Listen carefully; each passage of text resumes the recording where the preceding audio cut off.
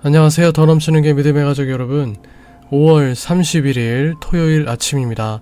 한 주간 동안 열심히 직장에서 또 삶의 자리에서 살아오신 여러분들을 축복하고, 이 아침 또 하나님께서 여러분들에게 모든 피곤을 사라지게 해주시고 새 힘 주시는 귀한 은혜를 부어주시기를 축복합니다.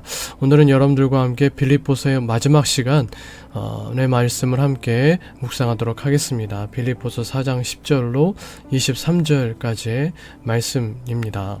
오늘은 좀 같이 함께 이 말씀을 찾아서 함께 성경을 대하고 읽을 수 있었으면 좋겠습니다. 제가 읽을 때 함께 따라서 읽었으면 좋겠습니다. 내가 주 안에서 크게 기뻐함은 너희가 나를 생각하던 것이 이제 다시 싹이 남이니 너희가 또한 이를 위하여 생각은 하였으나 기회가 없었느니라. 내가 궁핍함으로 말하는 것이 아니라 어떠한 형편에든지 나는 자족하기를 배웠노니 나는 비천에 처할 줄도 알고 풍부에 처할 줄도 알아. 모든 일 곧 배부름과 배고픔과 풍부와 궁핍에도 처할 줄 아는 일치의 비결을 배웠노라. 내게 능력 주시는 자 안에서 내가 모든 것을 할 수 있느니라. 그러나 너희가 내 괴로움에 함께 참여하였으니 잘하였도다. 빌립보 사람들아, 너희도 알거니와 복음의 시초에 내가 마게도냐를 떠날 때에 주고받는 내 일에 참여한 교회가 너희 외에 아무도 없었느니라. 데살로니가에 있을 때에도 너희가 한 번뿐 아니라 두 번이나 나의 쓸 것을 보내었도다. 내가 선물을 구함이 아니요 오직 너희에게 유익하도록 풍성한 열매를 구함이라. 내게는 모든 것이 있고 또 풍부한지라. 에바브로디도 편에 너희가 준 것을 받음으로 내가 풍족하니 이는 받으실 만한 향기로운 제물이요 하나님을 기쁘시게 한 것이라. 나의 하나님이 그리스도 예수 안에서 영광 가운데 그 풍성한 대로 너희 모든 쓸 것을 채우시리라. 하나님 곧 우리 아버지께 세세 무궁하도록 영광을 돌릴지어다. 아멘. 그리스도 예수 안에 있는 성도에게 각각 문안하라. 나와 함께 있는 형제들이 너희에게 문안하고 모든 성도들이 너희에게 문안하되 특히 가이사의 집 사람들 중 몇이니라. 주 예수 그리스도의 은혜가 너희 심령에 있을지어다. 아멘. 사랑하는 믿음의 가족 여러분, 빌립보서 말씀을 묵상할수록 여러분들과 함께 이 빌립보서 말씀 전체를 한번 자세하게 함께 말씀의 은혜를 좀 나눴으면 좋겠다라는 생각을 많이 갖게 됩니다. 그런 기회를 좀 하나님께서 우리 교회에 좀 허락해 주셨으면 좋겠다는 생각을 갖습니다. 오늘 우리가 읽은 본문은 말씀드렸던 대로 빌립보서의 대단원에 해당하는 장입니다. 마지막 인사까지 담고 있죠. 오늘 본문의 대략적인 내용을 매일 성경 순회 글로 제가 한번 읽어보도록 하겠습니다. 바울은 빌립보 교회가 보내온 헌금을 받고 기뻐합니다. 10절, 그 헌금에는 바울을 생각하는 성도들의 마음이 담겨 있었기 때문입니다. 11절에서 13절, 바울은 헌금을 받고서 기뻐한다는 오해를 불식시키려고 자신이 살아온 내력을 설명합니다. 바울은 어떤 형편에서든지 스스로 만족하는 법을 알았습니다. 궁핍하다고 불평하지 않았고 풍족하다고 게으르게 일하지도 않았습니다. 어떤 처지에 있든지 그에게 능력 주시는 분 안에서 최선을 다해 복음을 전했습니다.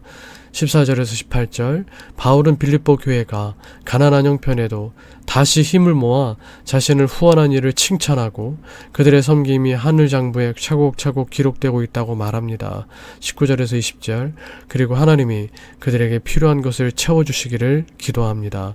21절에서 23절, 바울은 빌립보 성도들에게 문안하고 그리스도의 은혜가 있기를 기원하며 편지를 맺습니다. 이와 같은 내용을 담고 있는 오늘 본문 속에서 발견할 수 있는 한 사람의 신앙인으로서의 사도 바울의 특별한 모습 몇 가지를 발견할 수는 있는데요. 한 가지만 묵상하면서 말씀의 은혜와 도전을 좀 삼아보려고 합니다. 결론적으로 이야기하면 사도 바울은 주 안에서 항상 기쁨이 충만했던 사람입니다. 빌립보서의 특이할 만한 점은 제가 첫 시간에도 여러분들에게 말씀을 드렸던 건데요.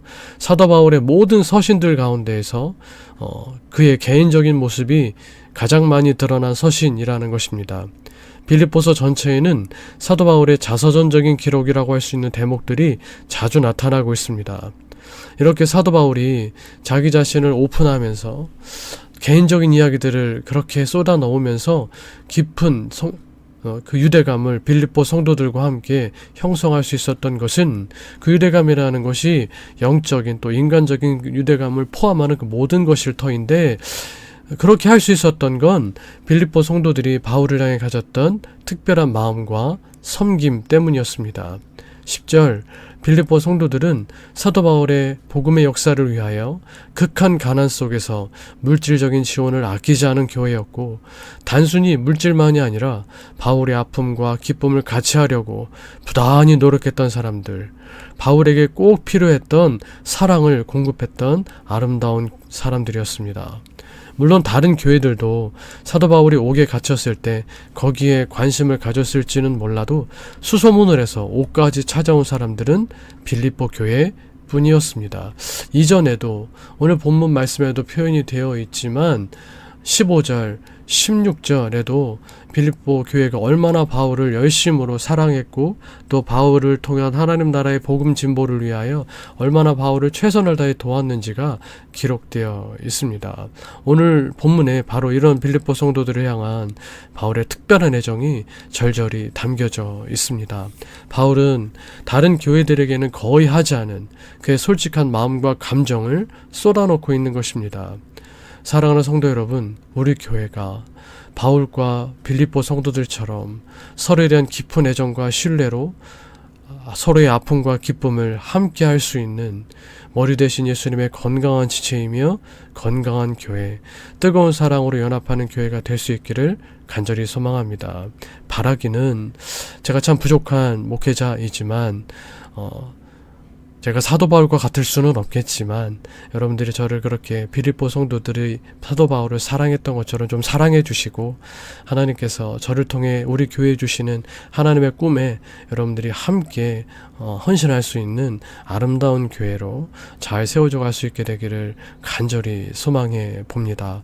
11절에서 13절 말씀, 매일 성경 내게 주시는 교훈은 무엇입니까에 이런 글이 있습니다. 바울은 공공하든 넉넉하든 환경의 영향을 받지 않고 항상 자족할 수 있는 비결을 배웠다고 고백합니다. 채워지든 부족하든 주어진 조건을 그대로 수용할 줄 알게 되었다는 뜻입니다.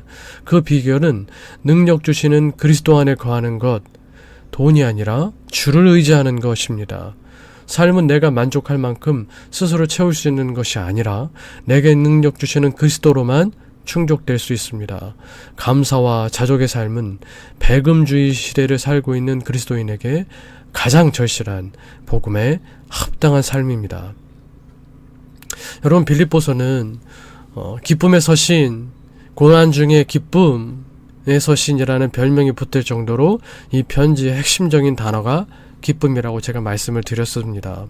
그런데 말로만 기쁨을 강조한 게 아닙니다. 바울 자신이 실제로 항상 기뻐하는 삶을 살았습니다.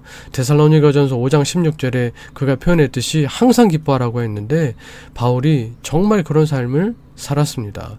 오늘 본문이 11절 13절에도 그의 기쁨의 생활이 어느 정도였는지를 우리가 느낄 수가 있습니다. 궁핍과 비천함과 배고픔 속에서도 그는 항상 기쁨을 잃지 않았을 정도였습니다. 제가 다시 한번 이 감동적인 본문을 읽어보도록 하겠습니다. 내가 궁핍함으로 말하는 것이 아니니라. 어떤 형편이든지 나는 자족하기를 배웠노니 나는 비천에 처할 줄도 알고 풍부에 처할 줄도 알아. 모든 일 곧 배부름과 배고픔과 풍부와 궁핍에도 처할 줄 아는 일체의 비결을 배웠노라. 내게 능력 주시는 자 안에서 내가 모든 것을 할 수 있느니라. 이 말씀에서 13절의 말씀은 빌사일삼이라고 해서 한국교회 성도들뿐만 아니라 교회를 다니지 않는 사람들조차 무척 좋아하는 구절입니다. 빌사일삼, 빌립보서 4장 13절이라는 말이죠. 이 구절을 크게 쓰거나 액자를 사서 집안에 걸어놓기도 하고 사업장 입구에 붙여놓기도 합니다. 많은 사람들은 이 말씀을 뉴턴이 했던 왜 하면 된다라는 말 있잖아요. 이거를 성경판쯤으로 생각하는 것 같습니다.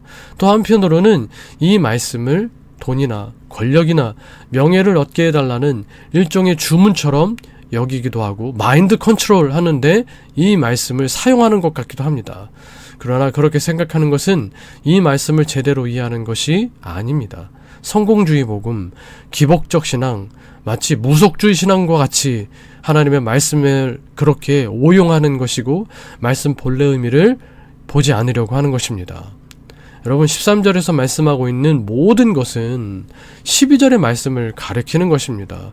우리는 13절 말씀을 대할 때 내게 능력 주시는 자 안에서 모든 것을 할 수 있다라는 이 말씀을 대할 때 12절에서 풍부, 배부름으로 표현되는 인간적인 부귀와 영화만을 생각하고 싶어 합니다. 그러나 우리가 할 수 있어야 되는 모든 것에는 이 풍부와 배부름뿐만 아니라 비천, 배고픔, 궁핍으로 표현되어지는 삶의 어려운 현실도 기쁨으로 감사함으로 감당할 수 있어야 한다는 것입니다. 전자만을 생각한다면 우리는 기복적인 기독교 신자일 뿐이지만 후자를 할 수 있다면 우리는 하나님을 온전히 신뢰하며 사는 신앙인이 되는 것입니다. 전자만을 생각한다면 그냥 기독교를 무당 종교로 만들어버리는 일과 같지만 후자를 할 수 있다면 우리는 진실한 하나님 나라의 백성으로서의 삶을 사는 것입니다. 하지만 사람의 마음은 당연히 비천, 배고픔, 궁핍이 싫을 수밖에 없죠. 누구라고 일부러 힘들고 어려운 삶을 살고 싶어 할까요? 가능하면 조금 더 안락한 삶, 가능하면 조금 더 풍족한 삶, 가능하면 조금 더 힘이 있는 삶, 가능하면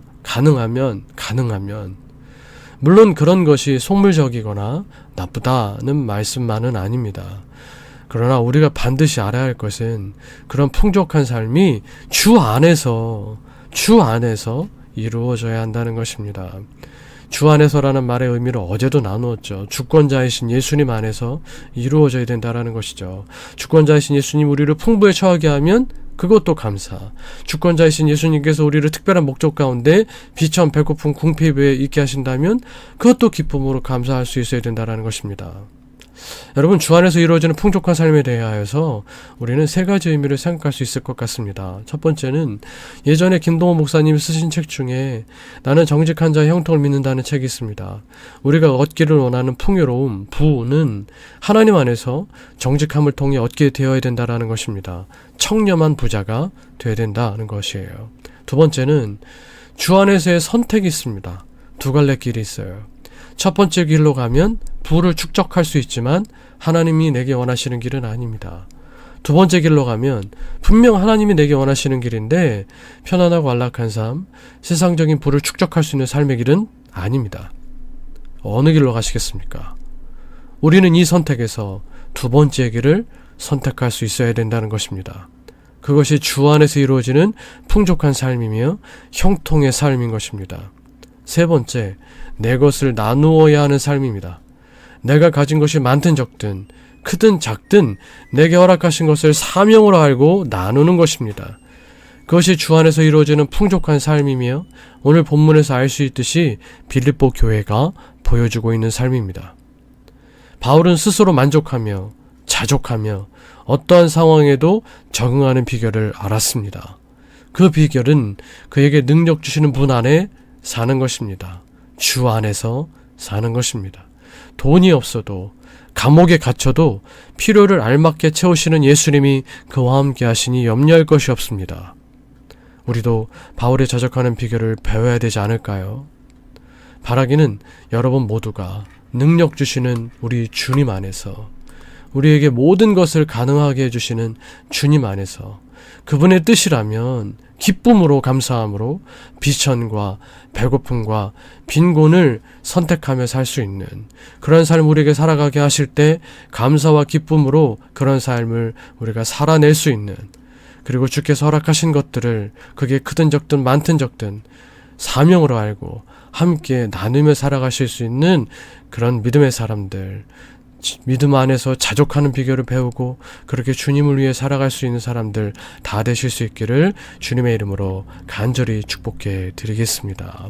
우리 함께 기도하실 때 오늘 말씀 붙들고 기도하시고 이제 또 내일이 주일인데 우리 믿음의 가족들 또 함께 예배 자리에 다 나오게 될 수 있도록 그 자리에 이제까지 함께 예배 자리에 하지 못했었던 우리 귀한 우리 지체들도 예배 자리에 참여할 수 있는 삶의 환경들이 열려지고 또 결단을 가질 수 있도록 여러분 중보하며 기도해 주시고, 오늘은 또한 특별히 도시라가 있는 날인데 하나님께서 꼭 복음을 들어야 될 사람 최소한 한 사람이라도 꼭 보내주셔서 오늘 도시라를 통해 그분의 영혼이 구원받고 또 믿음의 회복을 경험하고 믿음의 공동체에 나와 하나님 나라의 공동체 일원이 되게 될 수 있도록 위하여서 여러분 기도해 주시기를 바라고, 여러분의 또 개인적인 어려움의 문제를 위하여 주님 앞에 기도하시는 이 아침 되시기를 바라겠습니다.